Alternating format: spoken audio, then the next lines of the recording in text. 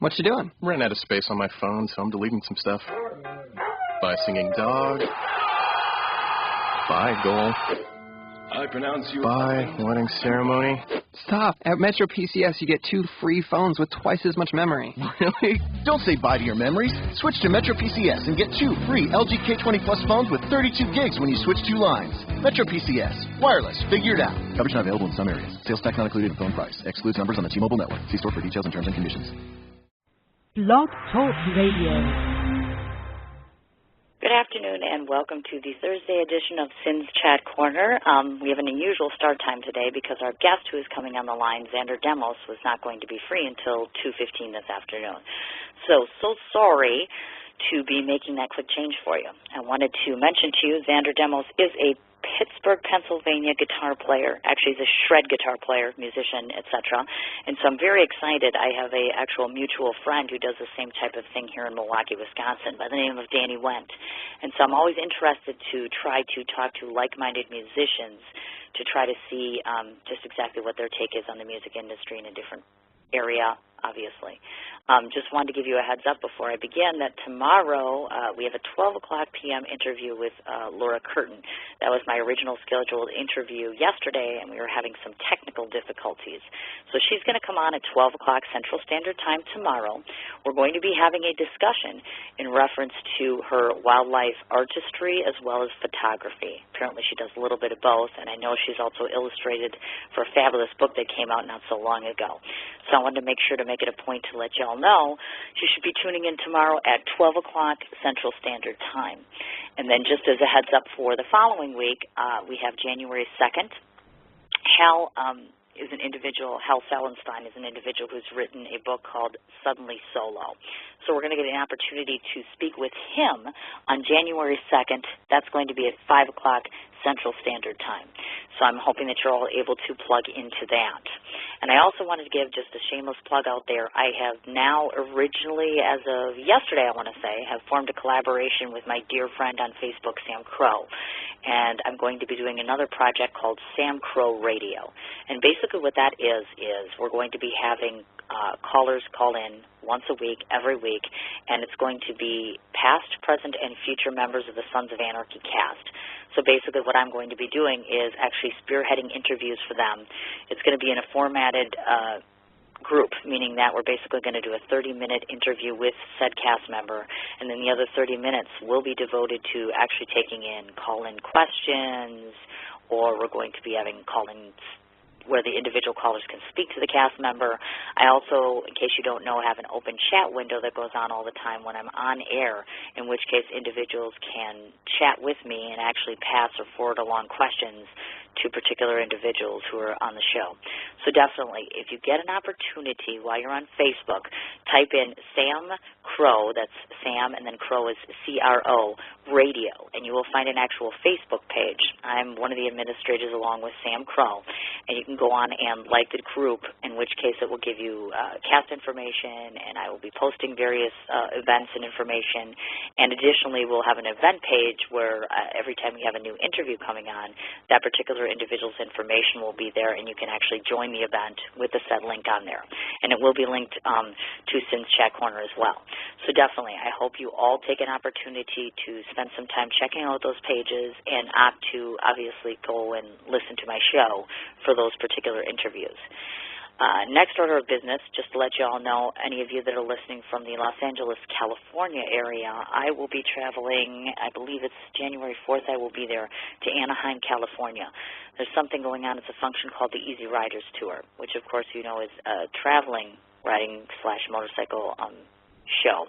And so the exciting part about that is I'm going to be meeting one of our friends of the show, which is Ted Alva from Sons of Anarchy.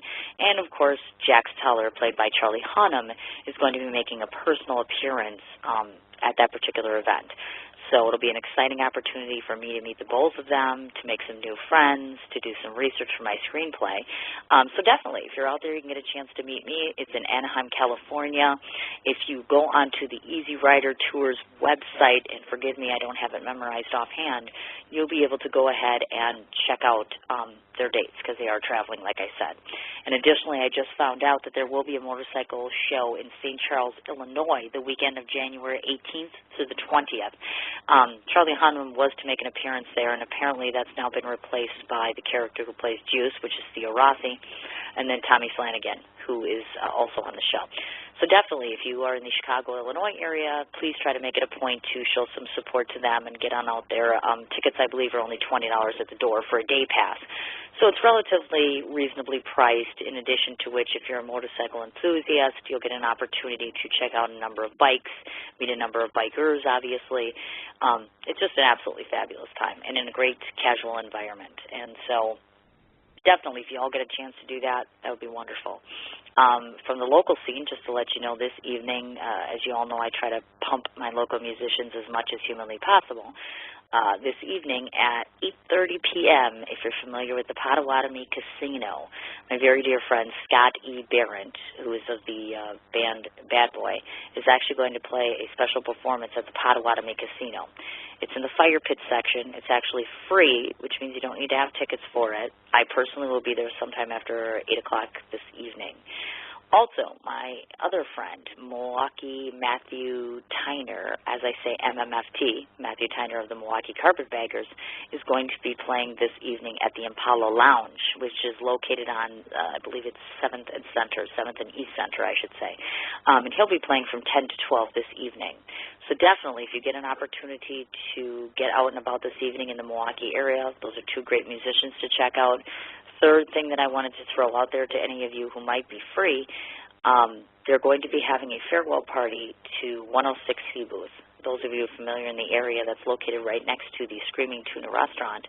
And apparently the current owner is going to be trading hands and trading ownership to another individual, in which case there's a number of local musicians that will be participating. So definitely, Saturday, go ahead and check it out. So without further ado, let's get Xander on the line and start our interview. Good afternoon, Xander. Hello. Hi, Xander. How are you? I'm good, Cynthia. How about yourself? I'm doing very well for a Thursday afternoon. It's kind of gloomy here, and I was just singing your praises about 5 minutes ago. So excited that you were coming on the show. Oh, thank you. So, you're very welcome. I have just tons and tons of questions to ask you, so I figured we may as well go ahead and get right to it, actually. Now, first off, I know that you've been described as being both high in energy and utilizing just a plethora of musical genres in which you use to create music of your own. Maybe can you tell us a little bit about, while you were growing up, what initially sparked your interest about becoming a musician? That's a good question, of course, but I think that what really sparked it the most was I got into it at an early age, into music. Mm-hmm. Mm-hmm. But I got into all kinds of different music at an early age. It wasn't just, like, for example, I'm like 2 generations removed from my parents, which basically means, you know, they were close to like 40 years older than me. So they had me much later in life. So, you know, like I didn't have like the kind of parents that, like I've met some people that are, 35, 36 years old, and their parents are basically in their 50s. They had them like when they were in their 20s. Okay. And so therefore, like their taste in music, growing up, or what their parents were into, was more in line of what people might think I might be into. But so it was weird. What sparked me was hearing stuff on my own, whether it was like ABBA or Elton John or Kiss, all this stuff in the 70s, and I was like, wow, I like a lot of this now. All of a sudden, this sounds interesting to me, Right. Because every time I heard something from my parents, it was like Bobby Vinton or somebody from the 50s.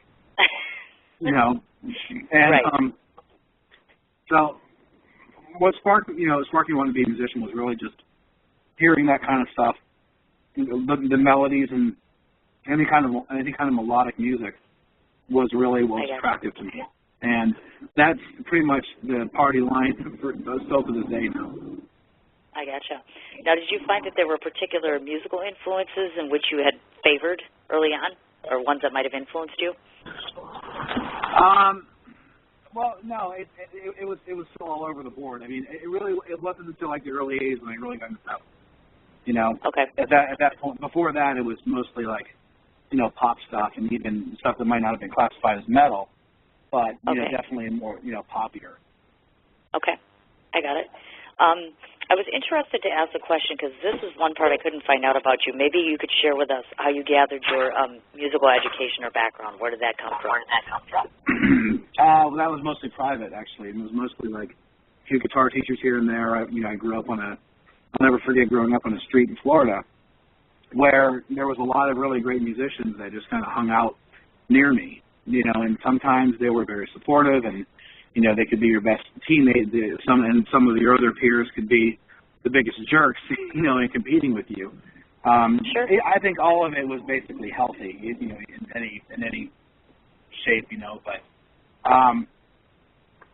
I wasn't really formally trained. Like I never really, because to be honest with you, my father, for example, he hated it. He hated me being a musician, or even wanting to be a musician, because, again, he was so much older than I was that everything that he saw about being a musician was like the drugged out version of the Beatles.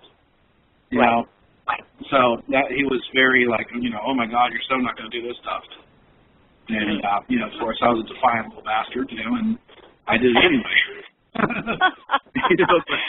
But never to like some capacity that wouldn't have been that would have been marred by something that my parents at the time just held up my head. Like I was totally drug free my entire life, and so they couldn't hold that. They couldn't say, you're a scrawny kid with long hair and you listen to metal, but damn it, we can't pin you down to like drug use because we know you don't do it. I didn't do it, So it was like, I definitely wanted to go against the grain on that. So, they paid for guitar lessons. I had some really good guitar teachers. And then, I think, back in the 80s, as I was developing, every year was something new. Like, every single year was something new for me. Like, 83, 84, it was like early Slayer and Metallica. 85, 86, it became more of the glam metal stuff, And by 87, 88, 89, like right around there, everything I was doing was based on instrumental stuff, like the Shrapnel guys, Jason Becker and Vinnie Moore and Tony McAlpine and those guys, So it was the 80s were so elaborate, in different tastes and different ways for me to expand. So I think that's so my musical instruction basically came as needed. If I said I want to be a shredder, then I basically found a shredder to teach me or something. You know what I mean? Right, of course, I get it. I'm curious to also ask you, now, was there ever a point in time, did you have an interest beyond just playing the guitar, or was that just primarily your thing? Well, I'm sorry, what was that? No, that's okay. Was there ever a point in time that you had thought to yourself, okay, maybe my interest goes beyond strictly just playing guitar, meaning that you wanted to be a singer and a guitar player, or you wanted to do something alternatively, musically? Oh, sure, yeah. Well, in all honesty, I wish I would have had the ability to play keyboards. And I do have a full studio in my house, and I have, all of what I consider the basic rock instruments. I have a bass and a bass rig. I have a really nice drum kit. I have keyboards and things like that. And, I can do a little bit of each instrument, but nothing to where I never want the public to ever hear me. Okay. Yeah. I'm not the best drummer in the world, and I actually started out wanting to be a drummer. So that only lasted maybe like 8 months. Oh, yeah. It was, that's really where I started. And, how wild is that? Look at that. But I just wasn't terribly good at it. And that's, It really, in all honesty, it wasn't until the 90s when guitar playing wasn't deemed cool anymore. If you were playing guitar solos. It was during that time was actually when I got, like, what I feel was, a better, like a more well-rounded musician. I studied a little bit more independently with different types of guitar players and different types of guitar just in general. And despite everybody saying, oh, shred is dead, and the guitar world and guitar player, they liked ringing that bell for like years and years, and it's just like, really? Okay, well, that sometimes, everything is cyclical, and, it might come back. And with me, I was lucky enough to basically get, in a few bands in the early 2000s when people started saying, yeah, this grunge stuff kind of sucks. We're going to go back to playing, high energy guitar again or whatever, So, I just stuck to my guns, and I felt I became more accomplished back then. Gotcha. Okay. Yeah, I kind of wanted to venture into a discussion about, obviously, the various bands in which you've opted to join. I know that the collaboration with the group Into the Arena, I believe, began in the year 2006. Yep. How did your participation arise with that? How did that come about? Well, that's a great question, because basically Into the Arena was formed because I was in I started a Journey tribute band in the very late part of 2004, and it really took us a long time to get off the ground because, to be in a band like, if you're going to do stuff like Journey, and I'm saying this as a big Journey fan, plus I was in a power metal band at the time, which we were not drawing audiences at all. We were paying off big studio debt. And so every gig I was playing, I wasn't never seeing a single dime of it. Because everything was going back to the studio. So I wanted to put a tribute band together because in the Pittsburgh area and like in the tri-state area of Pittsburgh, like where you have Ohio and New York to the north or West Virginia to the south, a lot of people will pay decent money for a good tribute act. You know what I mean? And so I put it together, and getting bass guitar and drums was very easy to do. But the challenge was finding a really good keyboard player and a really good singer that can obviously pull that stuff off. Keyboard players are in short supply up here. Singers are, in decent supply, but, I wanted a very specific singer. I found the right guy. And we put it together. It took about 6 to 7 months for us to get out and play our first gig. But when we did, it was huge. And we marketed it well. And, I saw a different side of it. Instead of just joining a band, I formed a band, Right. And which I had done, many times before. But this was a little bit different. Like, I've gotten older and a little bit more, more in tune with the ways of the world, I guess you could say, instead of just having my head buried in the sand, just being a musician, I was really interested in the business aspect of it.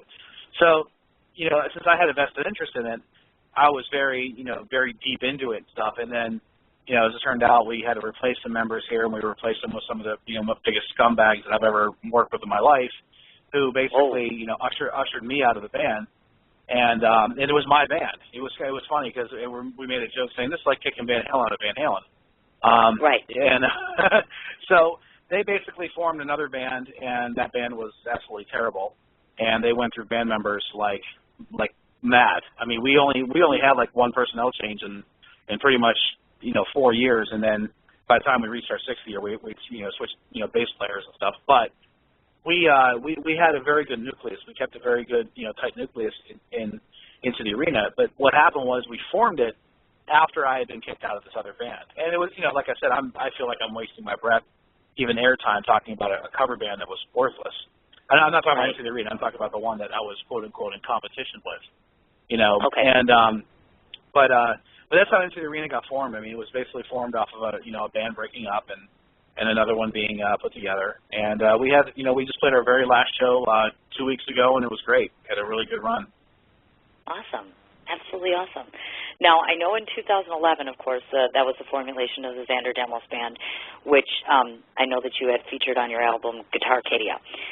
Yep. Maybe elaborate upon the compilation of musicians for this group, as well as how this grouping might have varied from maybe the other pairings that you've joined in the past. Well, with my own band, like with Xander Demos band, what happened was we put it together originally to do an album and basically to get out there and do some live shows. And the first live show that we did with that core band was with my friend Neil Zaza from Cleveland, and he came to the Hard Rock Cafe in Pittsburgh, and we just sold tickets and put on a great big show, and it was a lot of fun. We had a really good turnout. Where that band was concerned, though, like the drummer and the keyboard player and the bass player, they all stuck it out and basically did the album, did Guitarcadia with me. Since that time, things have changed. Guitarcadia is mostly an instrumental album. There's a couple of vocal tunes on it. Basically, what I was doing with that, I just figured, well, look, I'm not a singer-songwriter kind of guy. I'm not going to sit there with an acoustic and a microphone and start crooning or something like that, which is cool, but that's just not a talent that I possess. And so I just figured, okay, if I'm going to do something, I am more of a rock player. I'm more of a metal player, but I really like poppy stuff. I really like, there really hasn't been a lot of guitar players out there that did like a poppier metal instrumental album. So I kind of figured, let's do something unique because no one else has done it. Some people have done it, but no one's done it, to the capacity that maybe I did on this album, because you hear a lot of instrumental guys. You're going to hear a lot of people doing, stuff like, real dark sounding instrumentals, like neoclassical stuff. A lot of people like really are kind of they really like the way Yngwie did things, almost 30 years ago with his instrumentals. And Yngwie is a huge influence and inspiration, so I'm not obviously, talking smack on him. I'm just saying that his instrumentals have a very distinct sound to them. And that distinct sound, came out in a lot of different guitar players. I wanted to do something that if you lifted my guitar lines out, you could put words to it. You know what I mean? Gotcha. That was like my goal with that. Sure. So that's basically the whole idea of Guitarcadia and how it was put together with the solo band. It was different now, though, as I now have a full-time vocalist and, different drummer, different bass player, but the keyboard player that's on Guitarcadia is still with me, Adam Busey. He's a phenomenal musician that can play pretty much anything, and he's also a great songwriter. He's a great melody writer, and, it's still a privilege and a pleasure to be working with him. Awesome. I also was curious to ask about this, too. I know that I wonder what type of experience did it prove to be playing shows with the likes of like Kip Winger or UFO. What was that experience like? It was pretty awesome. I mean, I've opened for national acts before, like with other bands and stuff. But playing with those guys, I mean, it was always different because, like for example, Kip Winger came out acoustically, but he even told me, hey, I'd prefer if you played electric, because that's your thing. You don't have to, resort to doing. Not resort, but I mean, you don't have to like limit yourself to playing acoustic because I know you're like an instrumental guy and stuff.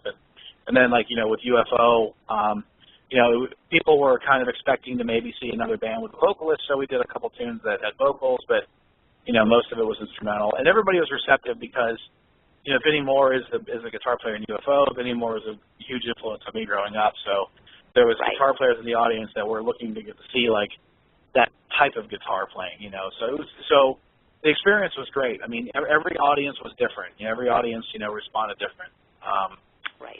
Nothing negative though. That's the great part. Oh yes, definitely. That is definitely always a good thing for sure. I want to switch. I do want to switch gears for just a second here. Maybe derail back to a discussion about your first album, which is of course Road to Guitarcadia. Right. Maybe explain for us the inspiration let's try this again. Explain to me your inspiration that went into the production of this work. Well, that was Road to Guitarcadia was nothing really much more than a demo to the full length, which was just called Guitarcadia. The idea of that though was, I mean, obviously much lower budget. For example, the players on there. For example, I'm playing bass on it. I mean, Adam Busey is still playing keyboards on it, but there's a couple of different drummers on that CD. Mike Stover being one of them, helping me out there too. Yes, yeah, my manager. I didn't know that. Oh my God, yeah, I'm going to yell at him. He never told me that. Yeah, he's Michael, you're busted. Humble about that kind of thing. Yeah, he's humble. I mean, he's a phenomenal drummer. I mean, but it's a very gifted songwriter too. But he's chosen his path to basically do what he's doing now. Not to say that he doesn't still play a mean drum kit, but he basically helped me out with that. I just had ideas that I really wanted to get done. Like for example, on Road to Guitarcadia, the song is called Up from the Skies, but on Guitarcadia it's called Metagalactic. The reason I changed the name was basically because it's the same exact song. I wanted a different name for it because I understood that Jimi Hendrix had a song called Up from the Skies back in the 60s, and I never wanted people to mistake that. And I didn't even know that because, to be honest with you, I'm not the world's biggest Jimi Hendrix fan. I have mad respect and admiration for him. But I just didn't know, like, his whole catalog the way, like, some guitar nerds are going to know it, And I didn't realize that he actually had a song called that. And I was like, wow, that's a strange coincidence. So I just changed the name to Metagalactic. But the whole point of that was just to get all these tunes done. Like that song Up from the Skies or Metagalactic, I wrote in 1988. You know what I mean? And I wanted to just finally get it down, to a place where it's like, okay, look, I got this song recorded finally. Let's, and there was other tunes like Right Angles I'd wrote like 5 or 6 years ago. And I just wanted to get all this stuff done. Then when I had a product in hand, I could now say, okay, cool. Now I have these 5 tunes done.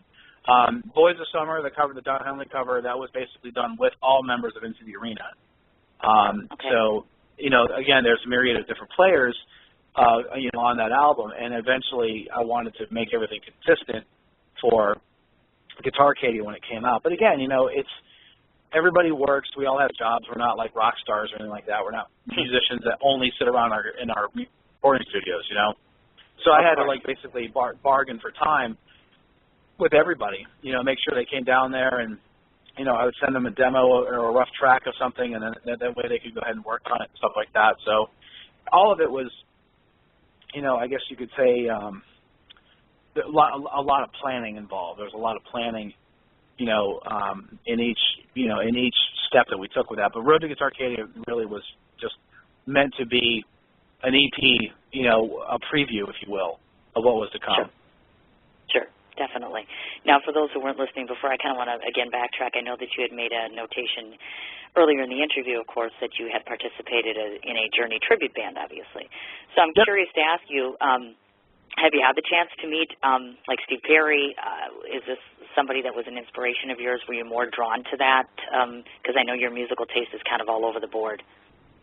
Yeah, I was definitely, I would have to say, impressed. I'm going to probably say that Journey is my favorite band. And, cool.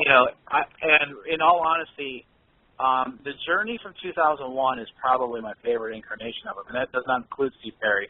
However, it does include Steve O'Jerry, and it includes Dean Castronovo on drums. Now, I think Steve Smith, the drummer that was with Journey through all their heyday in the 80s, he is just sick, awesome, amazing player.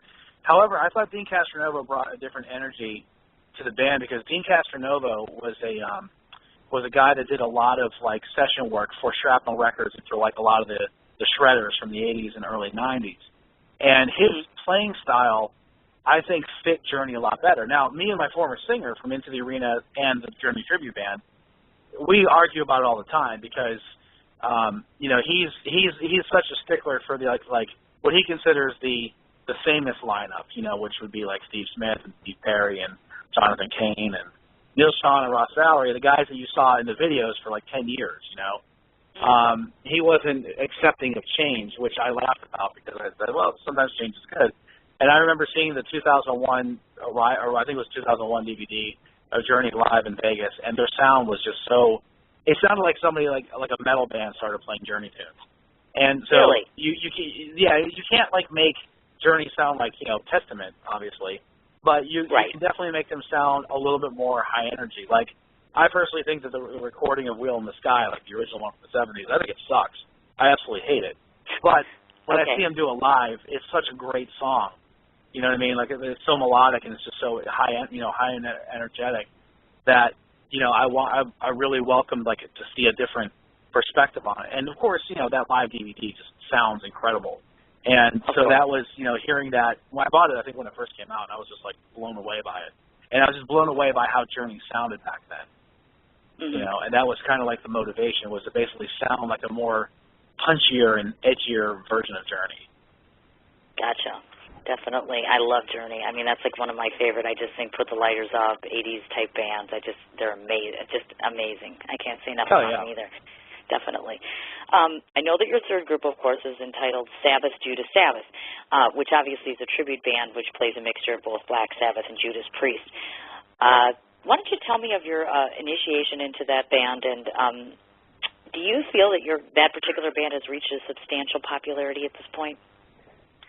No, I think we can get. Well, I think the overall architecture of the band is rather popular because James Rivera, the vocalist who runs the whole thing, I mean, he has several chapters of that band all over the world, and so I think that it's really cool that it's great to be a part of. It's good to be a part of a chapter that I'm a part of because the guys that I'm playing with, Jeff Anzalone, for example, the drummer, is the drummer in my solo band, and and then the other two guys, Greg Bittner is the bass player, and Bill Staley, the other guitar player. Bill Staley is one of my very best friends, and I mean he's a shredder too.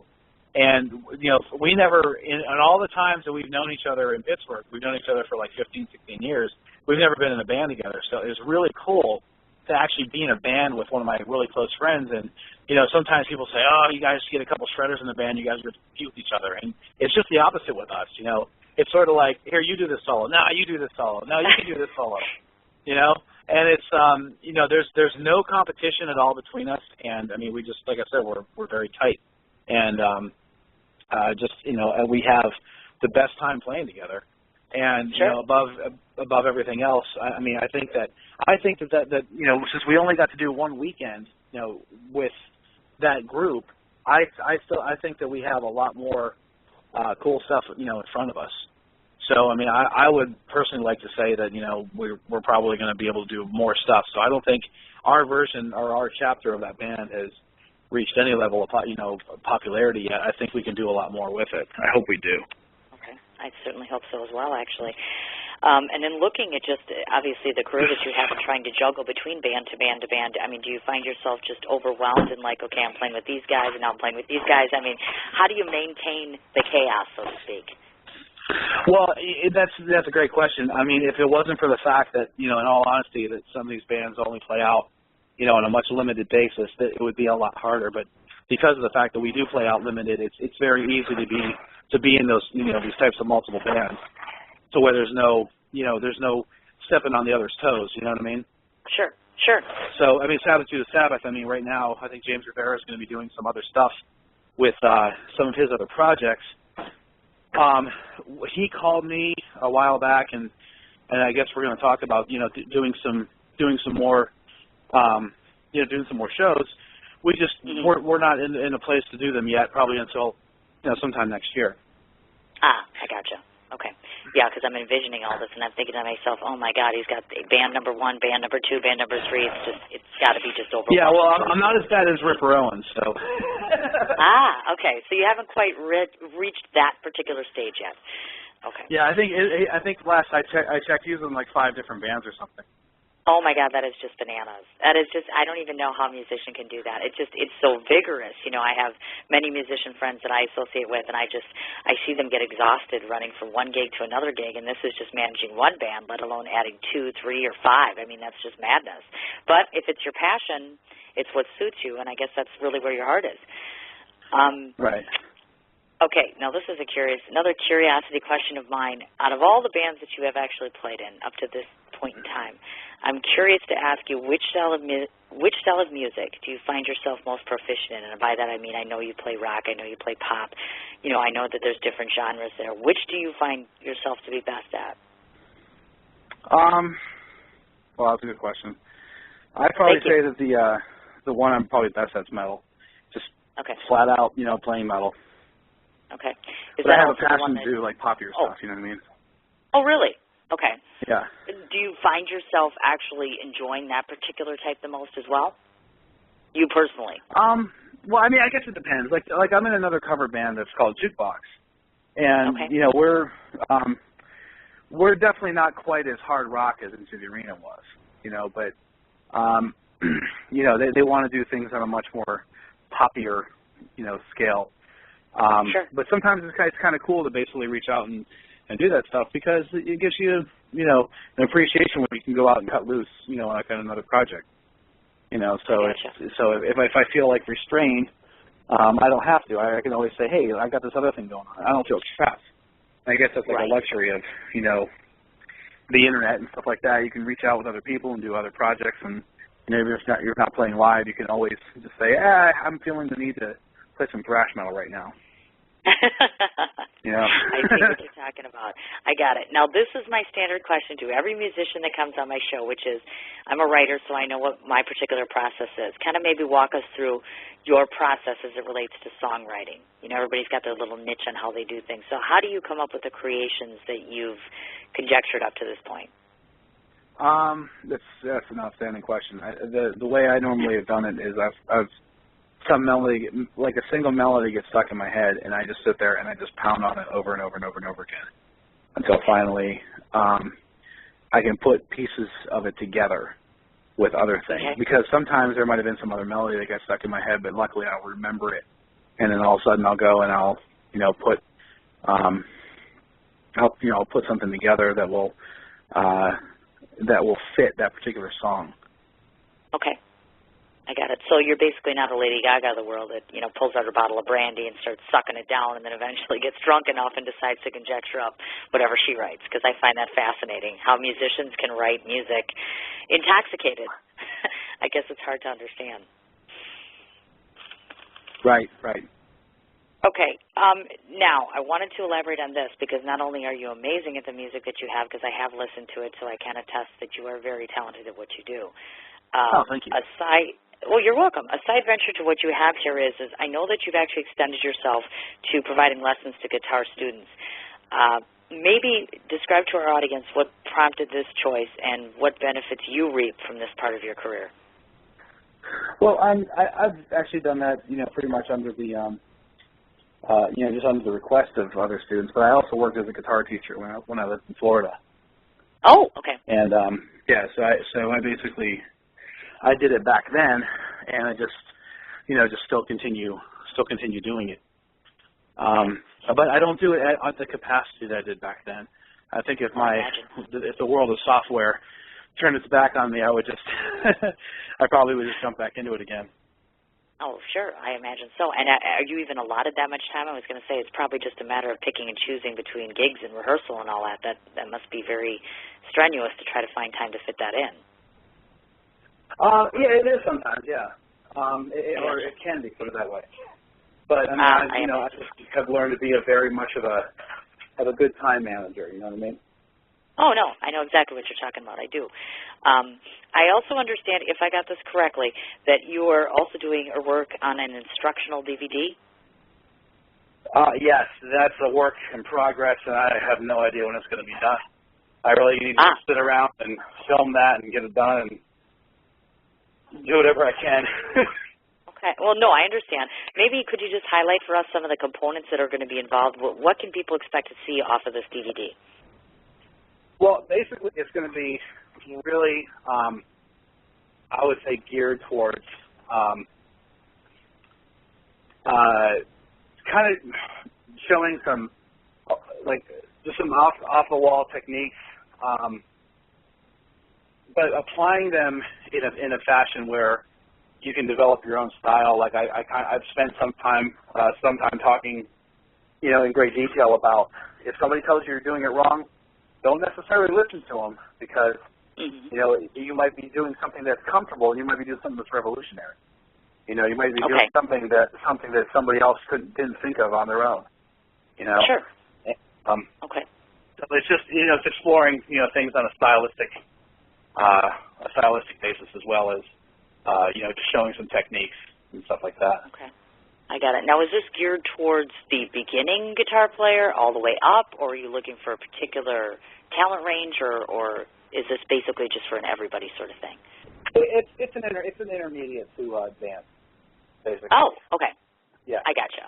Okay, and of course, as you mentioned, it's not really a beginning thing. Yeah, because I don't think I don't think I'd have the ability to do that unless somebody basically said, "Hey, look, we liked your teaching style on that CD or on that DVD. Why don't you just go ahead and do it like this?" And if somebody wanted to, I hate to sound like a mercenary, but somebody wanted to pay me to do that, then yeah, I probably would welcome that. Oh, sure. I can understand that, definitely. Okay, and as it stands right now, like you're saying, it's a work in progress, so no ETA as far as when we're looking for this. Right. Okay, got it. Okay, now is the opportunity and time where I get to step back here and I get to toot your horn a little bit. So I'm going to tell everybody absolutely how wonderful you are. I'm going to list off just some of your accomplishments to date so far that I know of.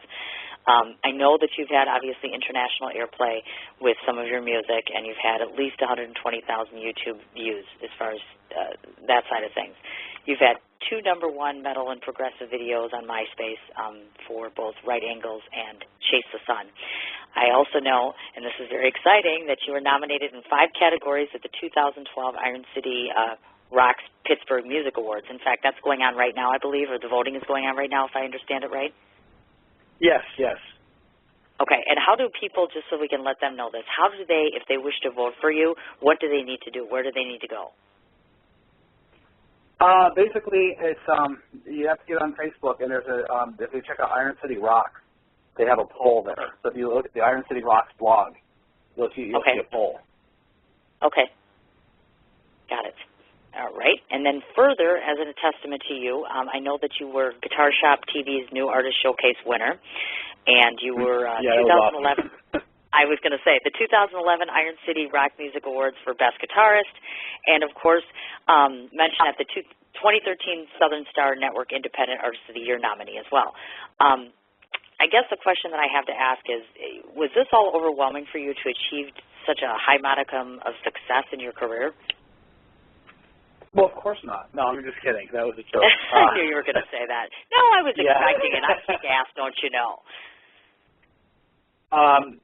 Yeah. Oh, I'm sorry. Can you hang on 1 second? Oh, go right ahead. Working out. Yeah. Sorry. Okay. Okay. I'm sorry. Can you repeat the question? I actually got distracted. No, that's okay. I was just asking, listing off all those various accomplishments. I just wonder, was this overwhelming or some kind of a surreal experience for you in terms of achieving this type of success? It was overwhelming. Especially when something came up with if something came up with like a national artist or something like that, or something like, for example, we got Guitar Canada got nominated honorable mention in one of the top albums of 2012 from Hair Metal Mansion, which is a really well known online blog and online radio station. And I just thought it was a great honor to be in there, because here's the cool thing, and the best part about this is somebody could recognize me as a metal artist. Some people have recognized me as a hair metal artist, and some people have recognized me, in some other category. So I always thought it was really cool that that the music had kind of crossed boundaries. You know what I mean? Sure, of course. So and I know very that overwhelming. And I note this, too, because I've talked to other musicians, and when I've spoken to them and kind of list out their accomplishments, they're kind of like, it's almost like an out-of-body sort of thing. Like when they're talking about you, it's kind of like, me? That can't be me, right? I mean, it's kind of like I can't identify with that sort of thing. Like, yeah, I'm hearing my name, but it's not really going on. Do you know what I'm saying? Right. Exactly. Totally. So, yeah, it was a great experience where that was concerned. I gotcha. And further testament to you, which I have to say that I'm always very moved and touched by, is I know that you willingly opt to donate a portion of your sales to the charity ASPCA. Maybe can you describe to our audience actually what's the function of ASPCA, and of course obviously how you became involved with said organization? Sure. Well, their sole function is basically the association for to prevent cruelty to animals.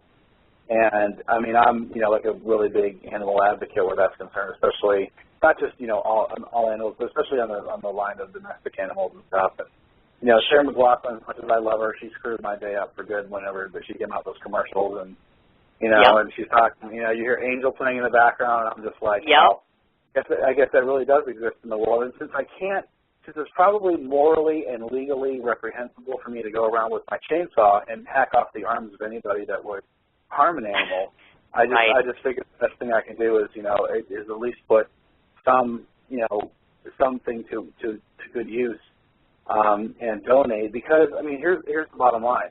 I have a job. You know what I mean? Like I have a software consulting company. It's what I do. And if somebody says hey Xander, we need you to throw that company on hold, and you're gonna be totally disbanded, and you're gonna do really well with it money wise, and you can still pay your mortgage and all that stuff, then yes, by all means.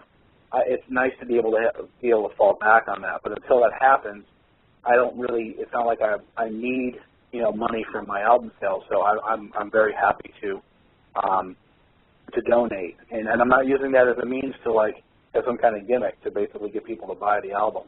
It's basically just like, hey, look, it is what it is. I mean, I have a job, I make a living, I have no problem going out and basically saying.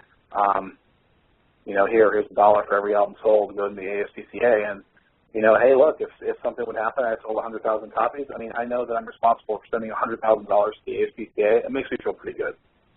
Oh, certainly. I imagine so, definitely.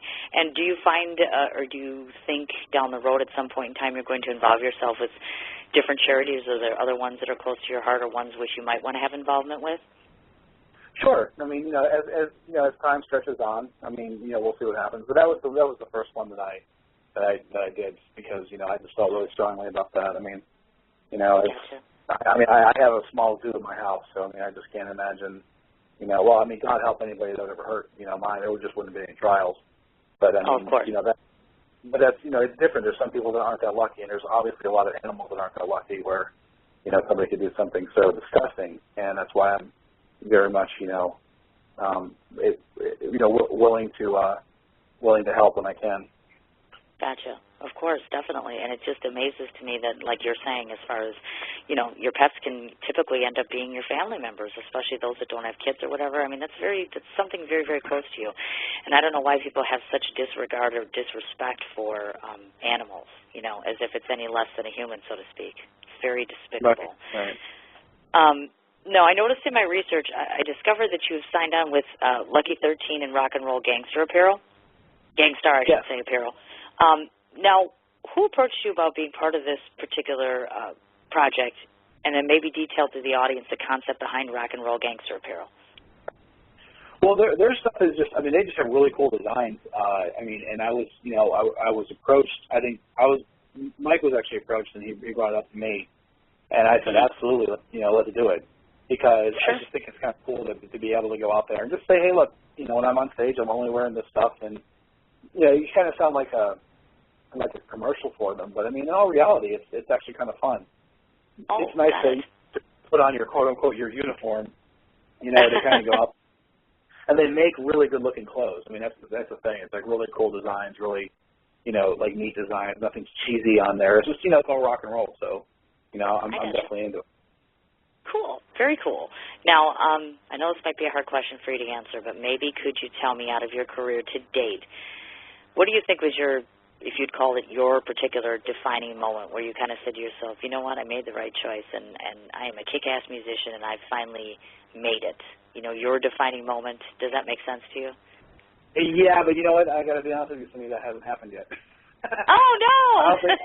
I don't think my defining moment has happened. I'm still waiting for it. I know that there's definitely been some, notice, and there's been some, some people have, at least, taken notice, and I think it's great, and I'm very appreciative of it. But nothing has really come and basically said, dude, you've made it. I think the closest thing would probably be the fact that David Thomas McNaught basically has given me a signature guitar, and it's part of his line that he sells now. So, he has, guitars called the G5 and, like a vintage classic, vintage single cut, vintage double cut, and now he has the Xander Demos model. And I think that at that moment I was like, wow, that's awesome. That is awesome. That's an amazing moment. Oh, definitely, certainly. Yeah. Now, maybe if we take a look, maybe a couple of years down the road here, where do you want to find yourself professionally? What are your goals? Where are you looking to go? Professionally, I would, I'd love to be able to say, hey, look, I'm doing music for a living. I'm making a comfortable living doing music. Not some millionaire rock star, sitting in Beverly Hills. Would that be cool? Sure, but I'm not trying to get, you know what I mean? Right. Oh, certainly. And it sounds to me like you have a great... Oh, yeah? Go ahead. Hang on one second. Sure.